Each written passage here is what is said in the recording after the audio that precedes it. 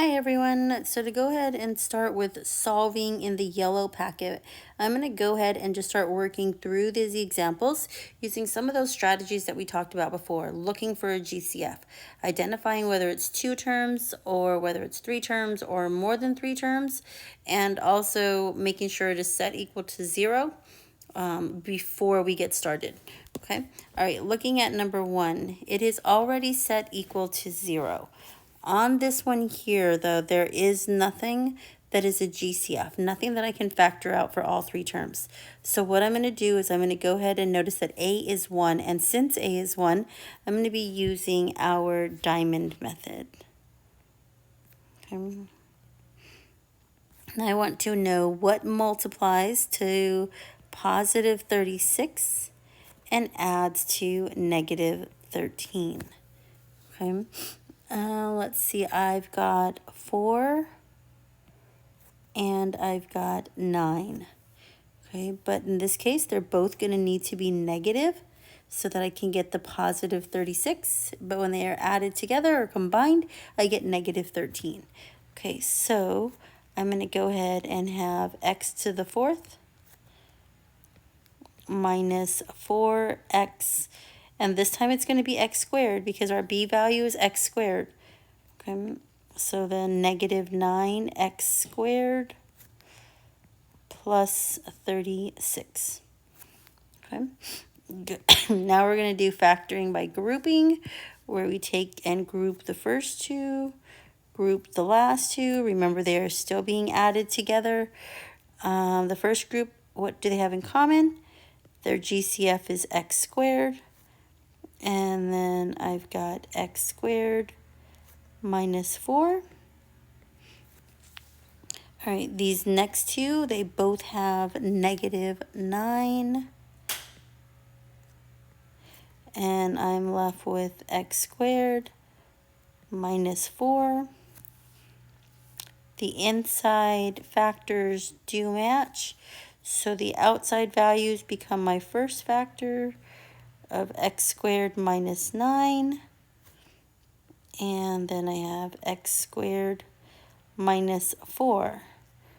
Okay, now these are both difference of squares, which means the first term and the second term are both perfect squares in this one, and that is also true for this one. So I'm just going to look at this first group. Square root of x squared is x, square root of 9 is 3, so I know that's going to be broken apart into 2 factors. One's going to be added, one's going to be subtracted. X squared is x, 9 is 3. So I have x plus 3 and x minus 3. Do the same thing for this one because it is a difference of squares. Okay, then I've got x and 2, x and 2. Okay, that's the factors. Now they want me to solve it. So remember, all of this all along was set equal to 0. The entire time, we just didn't write it. Equals 0. So every term, or every factor that has an x in it is going to be set equal to 0. So we're going to have x plus 3 is equal to 0. We're going to have x minus 3 is equal to 0.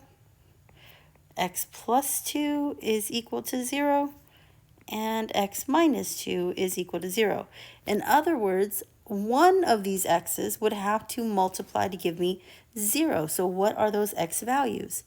So if we take this positive 3 and move it to the other side, x equals negative 3. If I move this negative 3 to the other side, x also equals positive 3. Could equal.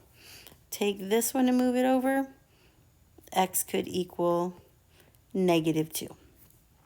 Take this negative 2 and move it over, could mean that x could equal positive 2. So what are all my solutions?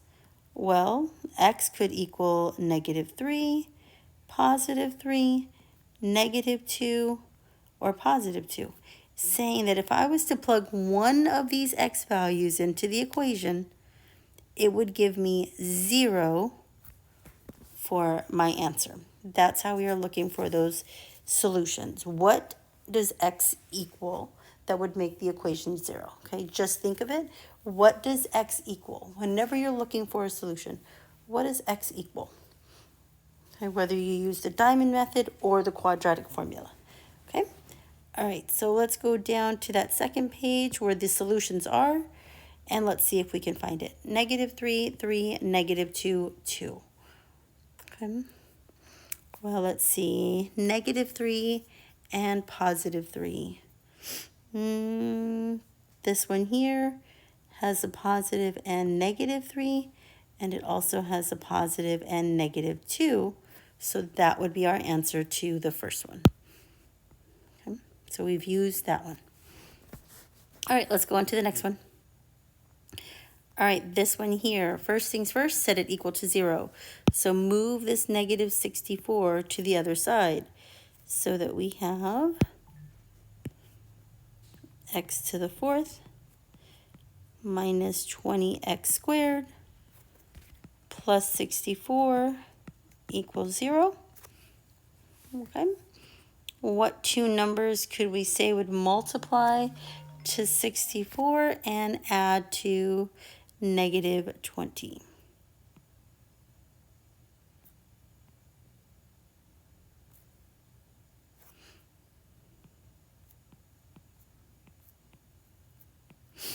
Okay, so let's see if we had 1 times 64, 2 times 32.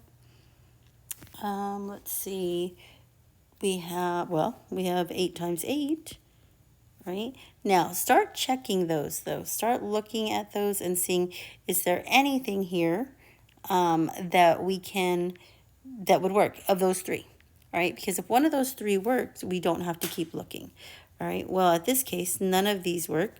So we also know that there's 4 times 16, and that actually works.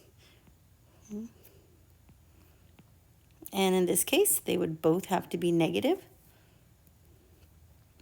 So we would have x to the 4th, -4x squared, because our b term is a square value, minus 16x squared plus 64. Now we've got 4 terms. We group together the first two, group together the last two. Remember, they're being added. The first two have a GCF of x squared, and then I'm left with x squared minus 4. These next two, they can both be divided by -16. And then I'm left with x squared minus 4. So I've got x squared minus 16, and I've got x squared minus 4. Now, both of these binomials happen to be a difference of squares, which means the first term's a perfect square and the last term's a perfect square. X squared is a perfect square and 16 is a perfect square. So I'm going to have plus or minus x plus 4, x minus 4. Same thing here. X squared is a perfect square. 4 is a perfect square. So I know I'm going to have the difference of squares.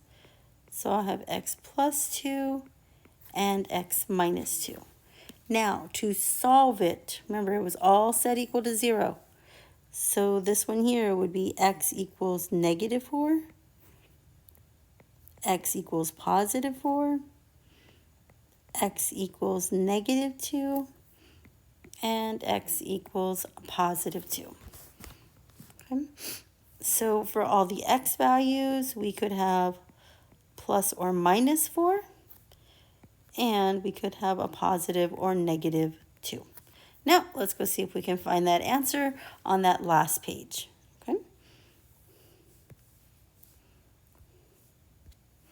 All right, on this one here is our solution. All right, okay, let's go on and look at another one. let's look at, I'm going to skip number 3. I'm going to skip number 4.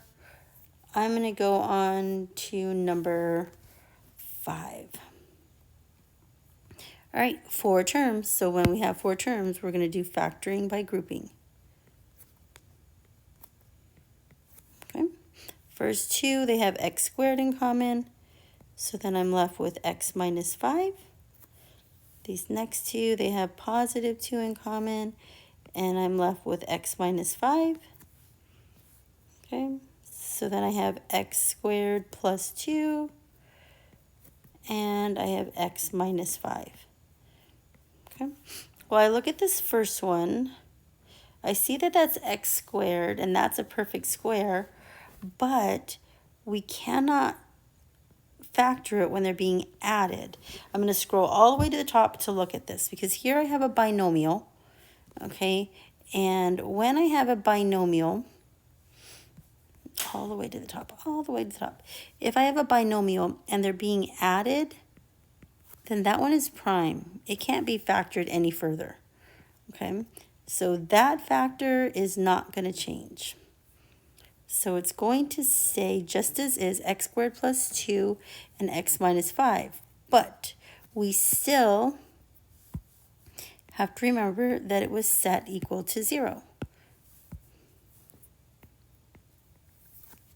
So if I have x squared plus 2 equals 0, and then I have x minus 5 equals 0. This one's pretty easy. X equals positive 5. Now this one, I have to move over the positive 2. So I have x squared equals negative 2. I've got to take the square root to get rid of this x. So I've got x equals plus or minus, okay, there's an I. Okay, all right, so this would be 2 of our solutions. Here would be our third solution, and let's go see what we can find. Okay. All right, so we had x equals 5. Okay, there's one that has a positive 5. All right, and let's see if it's also got plus or minus I with radical 2. Okay, so that would be our third answer there. And let's go look at number 8. All right, 4 terms. So when we have 4 terms, we're going to group together the first 2.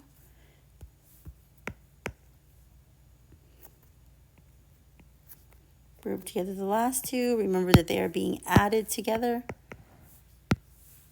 All right, the first 2 they have in common, they can both be divided by 4. They can both be divided by x squared.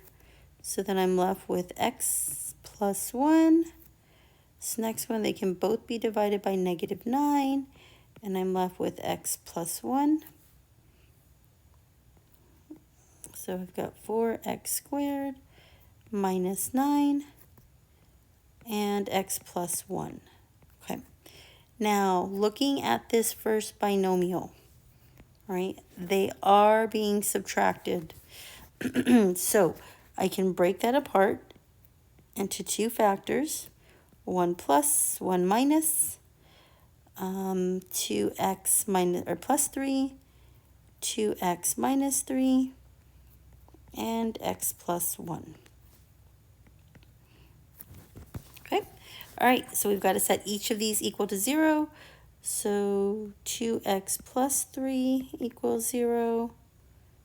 2x minus 3 equals 0. X plus 1 equals 0. This one here is pretty easy. X equals negative 1. These ones here, they just have more than one step. So move that positive 3 to that side. So you have 2x equals negative 3. Divide both sides by 2. And you've got x equals negative 3/2. Okay. This one, move the negative 3 to that side. So you've got 2x equals 3. Divide both sides by 2, and you've got x equals positive 3/2. And let's go find that solution. All right, so x equals -1, just a -1, not a +1. Let's see. I'm not seeing that one.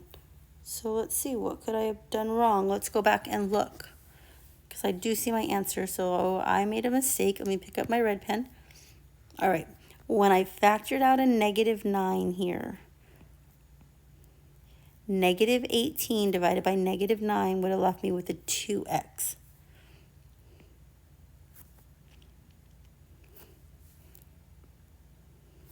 So in this case here, I still had to divide by +2. So I should have had x equals -1/2. All right, now let's go see if we can find our three answers. X equals -1/2, x equals positive, and -3/2. All right, okay, I'm going to stop this video here. Leave those others for you to practice on. Please remember, always set it equal to 0. Always look for a GCF, and I look forward to seeing you all tomorrow.